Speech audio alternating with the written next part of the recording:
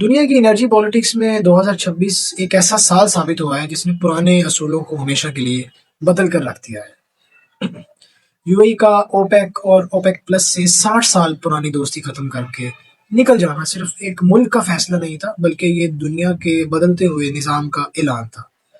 جب 1960 میں اوپیک بنا تھا تو دنیا کا 50% تیل ان کے ہاتھ میں تھا، مگر آج یہ شیئر گر کر 30 سے 35% رہ گیا، کیونکہ امریکہ جیسے نئے پلیئرز کے سامنے اوپیک کا دبدبہ کمزور پڑ رہا ہے۔ اس ایوالونگ لینڈسکیپ میں یو اے ای نے اپنی معاشی آزادی کو کلیکٹو گروپ بازی پر ترجیح دی ہے۔ اس ایگزٹ کی سب سے بڑی وجہ اسٹرکچرل کنسٹرینٹس ہے جو یو اے ای کی ترقی کی راہ میں رکاوٹ بن رہی تھی۔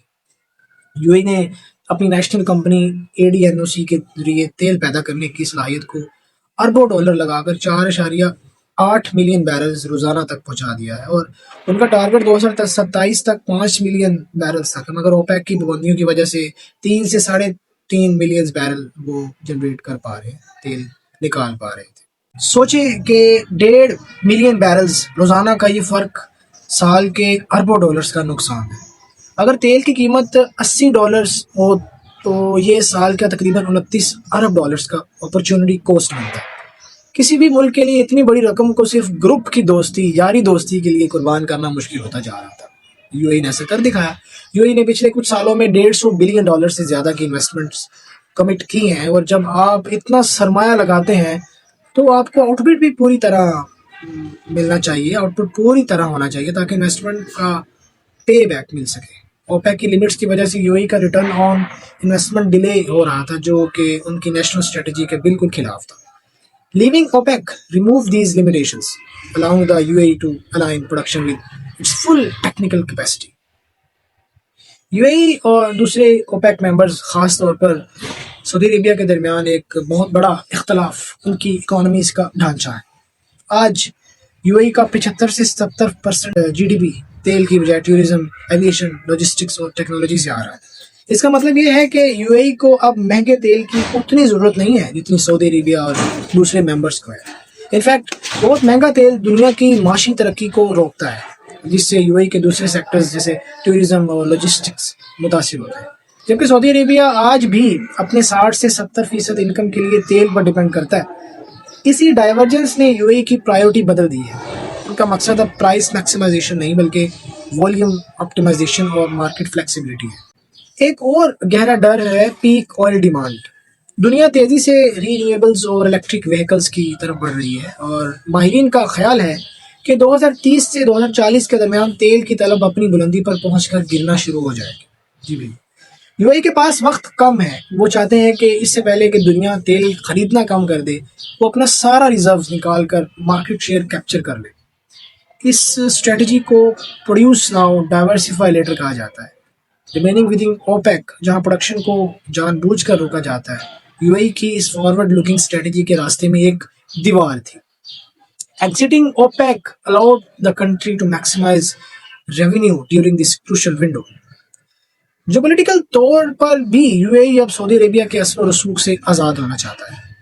دونوں ملک ریجنل ہبز بننے کے لیے ایک دوسرے کے مقابلے میں کھڑے ہیں، اور اوپیک پلس میں رشیا کی موجودگی نے معاملات کو مزید پیچیدہ کر دیا تھا۔ رشیا کے اپنے سیاسی مفاد اور ان پر لگنے والی عالمی پابندیاں اس نے یو اے کے لیے کنٹراڈکشن کو مشکل بنا دیا تھا۔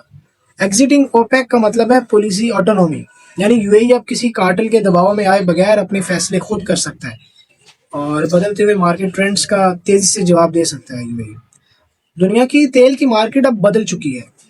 اکیلا امریکہ آج 12 ملین بیرل سے زیادہ پیدا کر رہا ہے، جس نے اوپیک کی دنیا ہلا کر رکھ دی ہے۔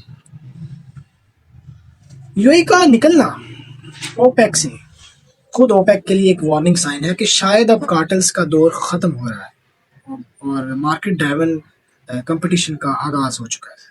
ایک ایسی دنیا جہاں $150 بلین کی انویسٹمنٹ داؤ پر ہو، وہاں کسی اور کے حکم پر چلنا خودکشی کے برابر ہے۔ یہ یو اے کا یہ کام بتاتا ہے کہ دنیا کی انرجی کے ہونے سب بکھر رہے ہیں۔ یو اے نے ثابت کر دیا ہے کہ وہ صرف ایک تیل پیدا کرنے والا ملک نہیں ہے، بلکہ ایک ایسی گلوبل قوت ہے جو وقت سے پہلے اپنی وائرنگ بدلنا چاہتی ہے۔ جب ایک ملک اپنے آپ کو فیوچر پروف کر لیتا ہے تو اسے کسی پرانے کلب کی ممبرشپ کی ضرورت نہیں رہتی۔ ایٹ دا اینڈ یہ فیصلہ یو اے کی پالیسی انڈیپینڈنس اور مارکیٹ کمپیٹیٹو ہونے کا اعلان ہے.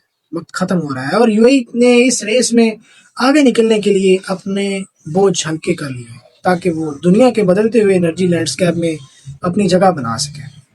تجزیہ نگاروں کا ماننا ہے کہ اس سے مارکیٹ میں ولیٹیلیٹی بڑھے گی، مگر یو اے نے اپنا راستہ چن لیا ہے. وہ اب ایک انڈیپینڈنٹ انرجی پاور ہاؤس بنا کر ابھرے ہیں جو کسی کلیکٹیو ایگریمنٹ کے بجائے اپنے نیشنل انٹرسٹس کو پہلے رکھتا ہے.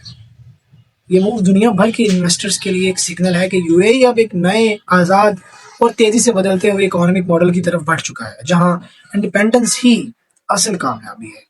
اب یو اے بھی ابھرے گا، چونکہ سعودی عربیہ اور یو اے یہ دونوں گلف کنٹریز ایک دوسرے کے کمپیٹیٹرز ہیں، اور یو اے اتنی زیادہ انویسٹمنٹ کرنے کے بعد بھی اپنی من مانی اپنی ڈیزائرڈ پروڈکشن نہیں لے پا رہا تھا. اللہ حافظ.